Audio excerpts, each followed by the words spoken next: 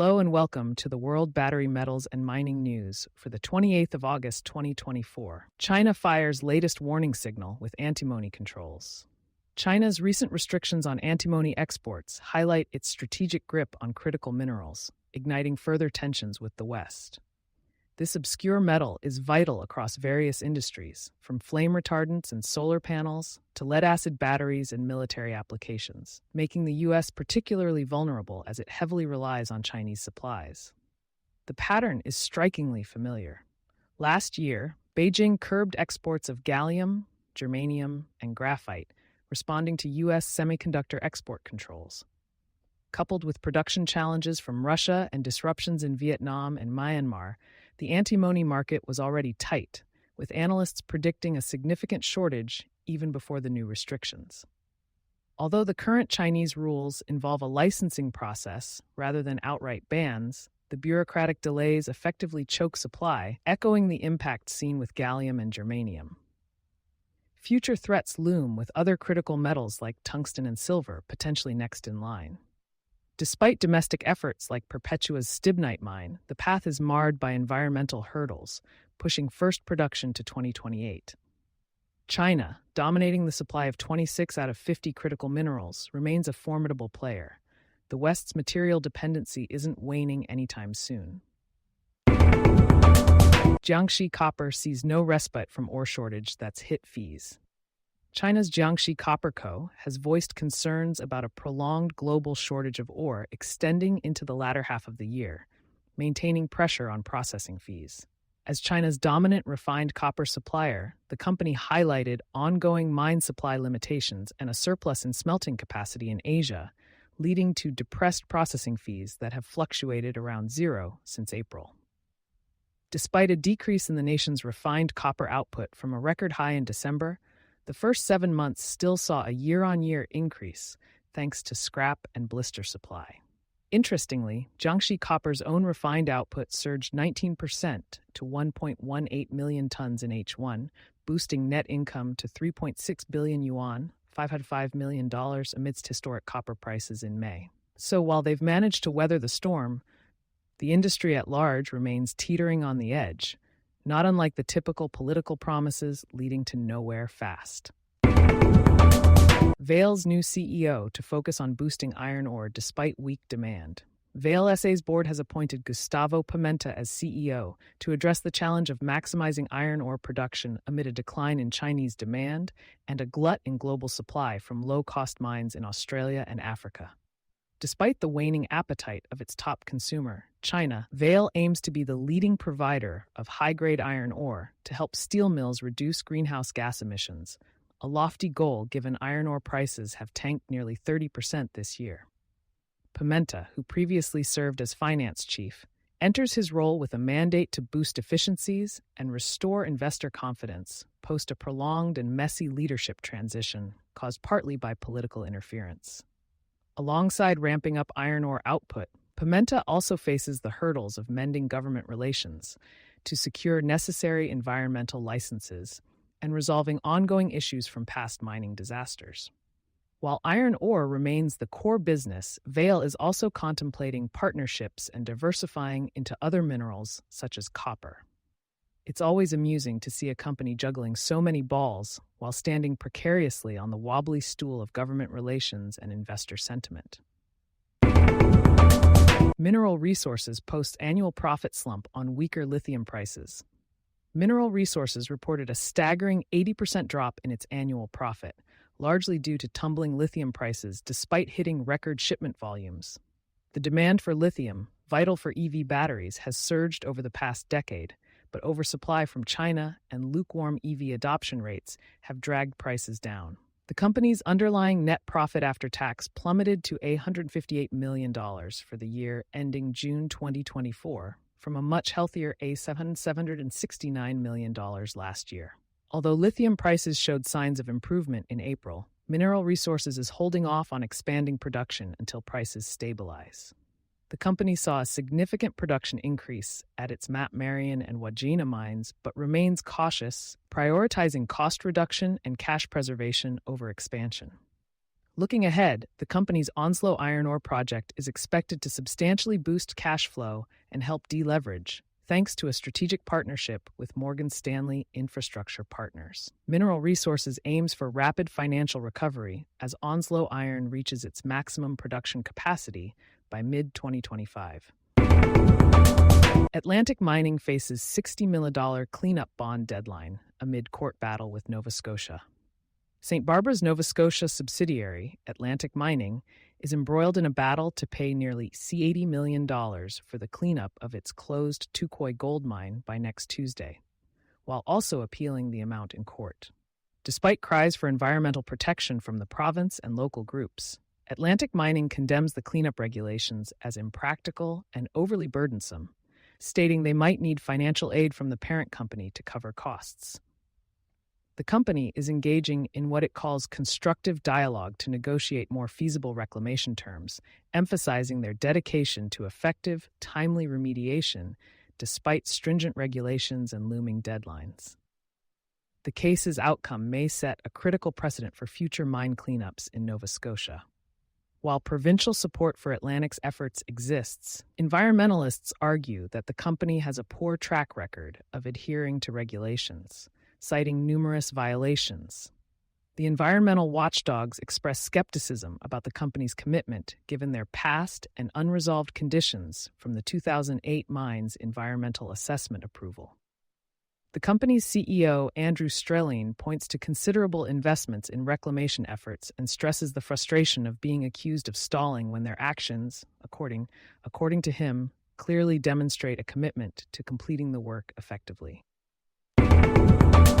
Senegal suspends mining to protect Faleme River. In a bold move, Senegal has suspended all mining activity along the southeastern Faleme River for nearly 3 years to curb environmental devastation caused by an artisanal gold rush. This decree aims to protect local communities and restore the river, once teeming with aquatic life and crucial for agriculture, from the detrimental effects of dredging and chemical pollutants. The number of illegal mining sites along the Faleme has surged alarmingly to over 800, necessitating urgent intervention. While this sounds like an eco-friendly initiative from Senegal, let's not kid ourselves. It's more about rescuing their backyard from becoming an apocalyptic wasteland. Here's a tech twist for you.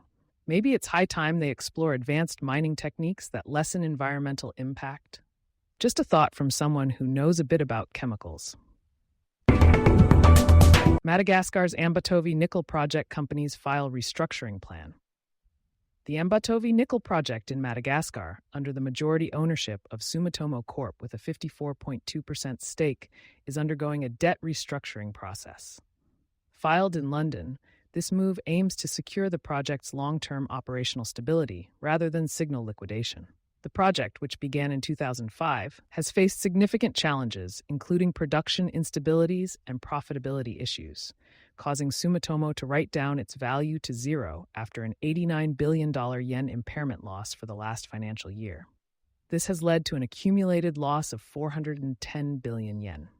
The restructuring comes as Sumitomo seeks to restore nickel production to expected annual levels of 35,000 tons by addressing glitches in the plant, but remains vague about concrete future plans.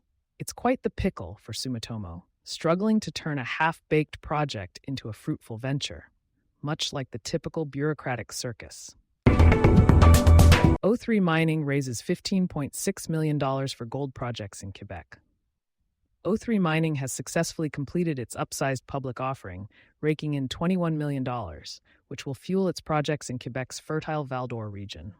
Selling nearly 19 million units, each priced at $1.10 and featuring one common share plus half a share purchase warrant, the company plans to use this influx of funds to bolster its extensive 650 square kilometers portfolio, including the promising Marban Alliance and Alpha projects. While the Marban Alliance shows a whopping 2.5 million ounces of gold in measured and indicated resources, the Alpha project offers numerous gold targets integral to O3's aggressive resource expansion strategy. With a total of 2.9 million ounces in measured and indicated gold resources and another 770,000 ounces inferred, The company's recent drilling initiatives are set to capitalize on industry trends favoring growth. Kudos to Canaccord Genuity and its syndicate for leading this successful offering. O3's strategic investor is also poised to finalize an additional private placement shortly, all subject to the TSX Venture Exchange's final nod. Lucky them, riding the golden wave while keeping those shares just precious enough to keep the investors interested. G Mining receives operating licenses for Tocantinzinho gold project in Brazil. G Mining Ventures has achieved a significant milestone by securing operational licenses for its Tocantinzinho gold project in Pará, Brazil. This final permitting step clears the path for commercial operations slated for the latter half of 2024, encompassing mining activities, the processing plant, tailings facilities, and a newly constructed airstrip. As of its hot commissioning kickoff on June 11th, the plant has processed around 77,000 tons of ore, with an additional 2 million tons stockpiled on site. The 10.5-year project, initiated post a definitive feasibility study in February 2022, is projected to yield 1.83 million ounces of gold. Annual production is anticipated to hit 175,000 ounces on average, peaking at 196,000 ounces in the first 5 years. Remarkably, G Mining has already sold its first gold doré, underscoring the project's advancing phase. Good thing they've got all-weather roads and not just some sketchy backwoods trail. Proof someone in planning actually knew what they were doing. TechGen Metals reveals antimony prospectivity at Station Creek. TechGen Metals has revealed promising results from its Station Creek project in Western Australia, focusing on antimony after rock chip samples showed concentrations up to 7.05%. Historically, the area was explored for uranium in the 1980s by Uraners Australia, who also noted significant antimony levels. TechGen's managing director Ashley Hood highlights the importance of this find, especially with China tightening its export control on antimony, a metal essential for military applications. Hood stresses the strategic importance of further exploration given the remarkable high-grade samples and the burgeoning need for antimony in markets like Australia, Europe, and the U.S. The project area, part of the Proterozoic Capricorn origin, is considered highly prospective not only for antimony but also for other critical, base, and precious metals, and further evaluation is underway. Helix to evaluate historical Muriel Tank's gold extent. Helix Resources, HLX, is gearing up to drill deeper into the untapped potential of the Muriel Tank historical gold field in New South Wales, with plans to systematically evaluate gold mineralization along various strike zones in previously uncharted areas. Recently completing a comprehensive data exercise, this $16.32 million market cap company has identified promising subparallel zones of blue quartz veins, ripe for further exploration.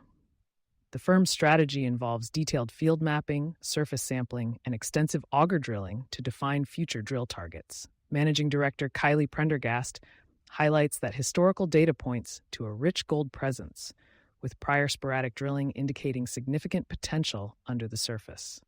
Ongoing work will include updated geological mappings and additional sampling. Boasting proximity to current and upcoming processing infrastructures, along with high international gold prices, Helix is optimistic about advancing its projects. Their historical data mentions impressive rock chip samples yielding up to 33.8 grams per gold, affirming the area's promise. Looking ahead, the company expects to uncover new copper-gold discoveries in the Cobar region while focusing on several high-priority targets. Helix holds a substantial ground position of 3,300 kilometers in this minerally rich terrain, underscoring their commitment to thorough and strategic exploration.